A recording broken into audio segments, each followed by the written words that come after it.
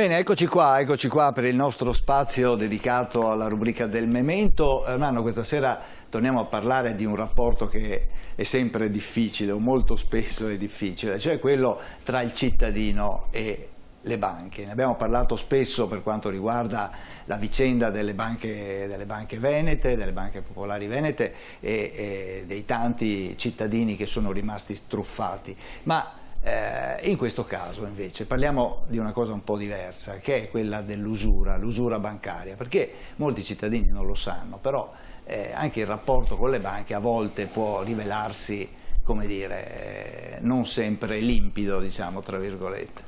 Ma diciamo che la banca cerca di guadagnare il massimo, di conseguenza spesso incappa in mettere degli interessi, diciamo, ai telespettatori che l'usura è quando l'interesse supera quella che è la media prestabilita del prestito, di conseguenza devo restituire il capitale più una certa percentuale. E per esempio all'epoca dei Romani non esisteva il concetto di usura, cioè c'era il concetto di usura ma non veniva penalizzata, di conseguenza spesso, diciamo, i ricchi avevano il sopravvento sui meno abbienti e di conseguenza a quell'epoca l'usurato diventava lo schiavo invece di quello che aveva fatto il prestito, e questo era uno degli aspetti. Poi naturalmente nell'era moderna si è cercato di tutelare anche quello che aveva bisogno del prestito e le banche non sempre si sono, diciamo, adeguate a una regola che è fondamentale, cioè io devo pagare un interesse che è stabilito da una serie di diciamo, equilibri economici che adesso il nostro ospite ci cercherà di spiegarci e anche e soprattutto spiegarci perché è nostro ospite per un fatto che sta succedendo nei prossimi giorni. C'è in atto un processo dove una banca è stata accusata, o delle persone facenti parte di una banca sono state accusate di usura, e naturalmente è con noi. Certo, abbiamo con noi Alfredo Bellucco. Buonasera Bellucco, voi. E grazie di essere qui con Grazie noi, a voi. Che è presidente dell'associazione Sacra Casa, Sacra Famiglia. Ecco, Ermanno, tra l'altro chiediamo che cos'è l'usura. Ecco, parliamo allora molto semplicemente. Allora l'usura è prevista dall'articolo 1 della legge 108/96 antiusura, che ha sostituito l'articolo 644 del codice penale. Prima di quella data era previsto un generico approfittamento dello stato di bisogno. Con questa legge invece ci sono dei parametri matematici ben precisi stabiliti dal Ministero dell'Economia e delle Finanze, oltre i quali si commette l'usura. Ce ne sono 12, si chiamano tassi soglia di usura, 12 in ragione del tipo di finanziamento. L'articolo 644 del codice penale dice: chiunque si fa dare o promettere per sé o per altri, in corrispettivo di una prestazione di denaro o altra utilità, interessi o vantaggi usurari, è punito da 2 a 10 anni di reclusione. Se l'illecito viene commesso in ambito bancario o finanziario, la pena viene aumentata da 1/3 alla metà, quindi da 2 anni e 8 mesi a 15 anni di reclusione. E il problema è un altro,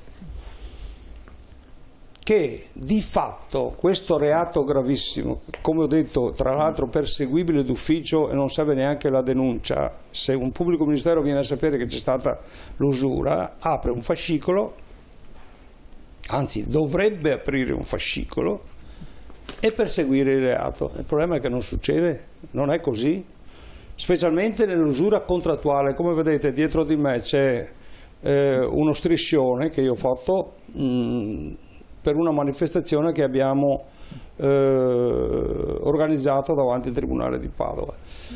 L'usura contrattuale è usura criminale, la giustizia è morta. Perché l'ho fatto? E perché mercoledì prossimo ne faremo un'altra in occasione dell'udienza alle 9:30 al Tribunale di Padova, perché è proprio l'usura contrattuale che determina il superamento del tasso soglia di usura ed è inoppugnabile. Ripeto, il comma 1 dell'articolo 644 del Codice Penale: chiunque si fa dare o promettere, quindi anche nella promessa contrattuale il reato, anzi soprattutto nella promessa contrattuale. E io questo è per questo che voglio combattere fino a quando avrò fiato in gola. Sì, ma spieghiamo meglio ai telespettatori, cioè non è la usura, non avviene solo nel momento in cui io ricevo il denaro e incomincio a restituirlo con un tasso di interesse maggiore, ma diventa usura anche nel momento in cui io firmo il contratto e già è previsto nel contratto un tasso di interesse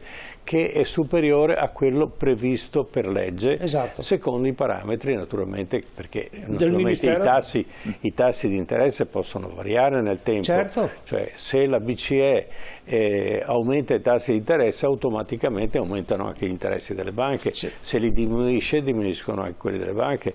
Allora, per esempio, se ha aumentato il tasso di interesse, la banca li aumenta e poi il BCE li abbassa, se rimane alto il tasso di interesse della banca, automaticamente diventa usura. Certamente. Ecco, sono tante forme interpretative, per cui diciamo che il telespettatore spesso, anzi nella maggior parte dei casi non è informato, continua a restituire il denaro anche più di quello che gli spetterebbe alla banca. Certamente. E allora succedono questi inghippi.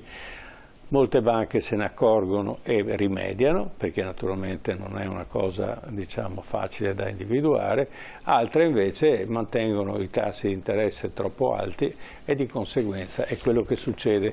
Ma queste anche nella contrattualistica, come diceva certo. lei, cioè nel momento in cui io vado in banca, mi mettono un foglio di carta dove c'è scritto questo è il tasso di interesse e il tasso di interesse non è quello previsto per legge, allora in quel momento in cui io firmo, anzi addirittura nel momento in cui me lo propone, ma la proposta non è ancora diciamo perfezionata, nel momento in cui lo firmo automaticamente avviene l'usura. Prego. Esatto. Allora, come ho detto, ogni 3 mesi il Ministero dell'Economia e delle Finanze fissa dei parametri, oltre i quali l'articolo 644 del Codice Penale dice: superati i limiti di legge, gli interessi sono sempre usurari.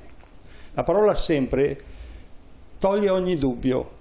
Non è che, come ha scritto qualche pubblico ministero o qualche giudice, usura di lieve entità. Non esiste l'usura di lieve entità.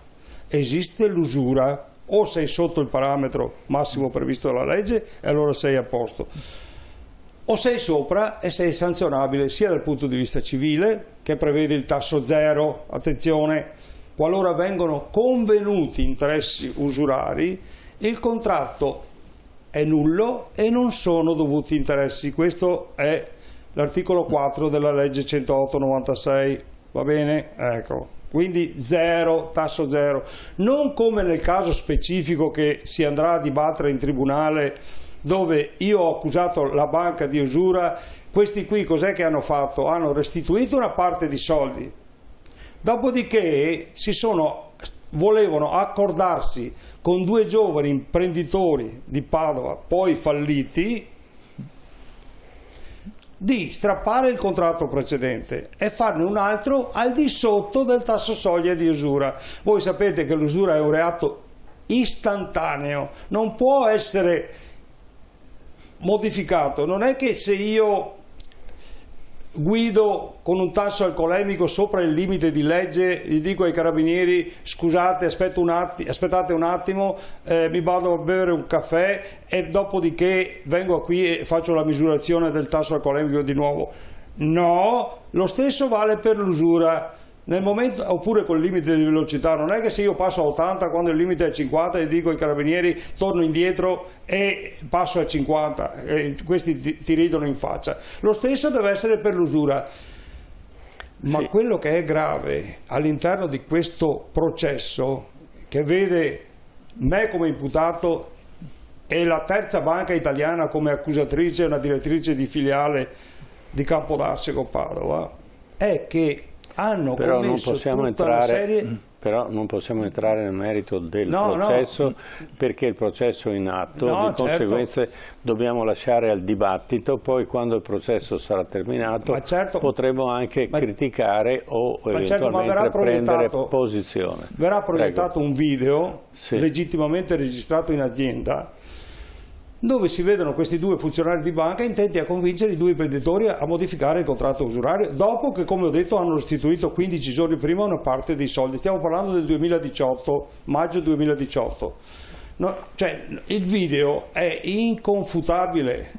Anzi, io lo produrrò naturalmente a Triveneta, TV7 Triveneta Match, appena potrò, che l'avvocato mi darà l'ok per poterlo fare. Ecco, quindi non possiamo entrare ulteriormente perché andiamo a inficiare quello che è il procedimento in atto. Di conseguenza alla fine sicuramente sarà disponibile questa documentazione, quindi faremo un'altra puntata dove faremo vedere questa cosa. Chiaramente i funzionari, diciamo, hanno commesso questa cosa, ma chiaramente l'interesse non era di funzionari, ma erano solo dei mediatori, ma l'interesse era della banca eventualmente. Banca che naturalmente in quel momento aveva sbagliato e speriamo che non succeda più. Anche questi fatti sono importanti perché ancora le banche prestano maggiore attenzione a questo tipo di, diciamo, di interessi eccessivi che talvolta vengono messi sulla schiena di imprenditori che poi alla fine possono anche fallire proprio per la gravità degli interessi che poi, tra l'altro. Beh, il fallimento poi bisogna vedere come, se dipende effettivamente da questo o no, questo è un altro paio di maniche, e eventualmente se porterà documentazione valuteremo anche questo la prossima volta. Va bene? L'ultima cosa che voglio dire è che io ho 4 perizie che attestano che c'è l'usura contrattuale e anche applicata. Allora, chi vuole assistere a questo processo, il giorno è? Mercoledì 29 gennaio, l'udienza alle 9:30. Io invito ad arrivare un po' prima perché naturalmente ci sarà Tribunale di Padova. Sì, Tribunale di Padova, via Tomaseo 55. Ecco, l'ultima cosa che voglio dire è che è un'ulteriore perizia fatta da un funzionario, da un consulente del Ministero dell'Economia e delle Finanze, che attesta proprio l'usura contrattuale. È freschissima di ieri sera. E questo sarà probabilmente un motivo ulteriore per approfondire e diciamo, dare giustizia a chi ne ha necessità in questo momento. Io lo spero vivamente. Grazie. Grazie a voi. L'aspettiamo allora dopo il processo.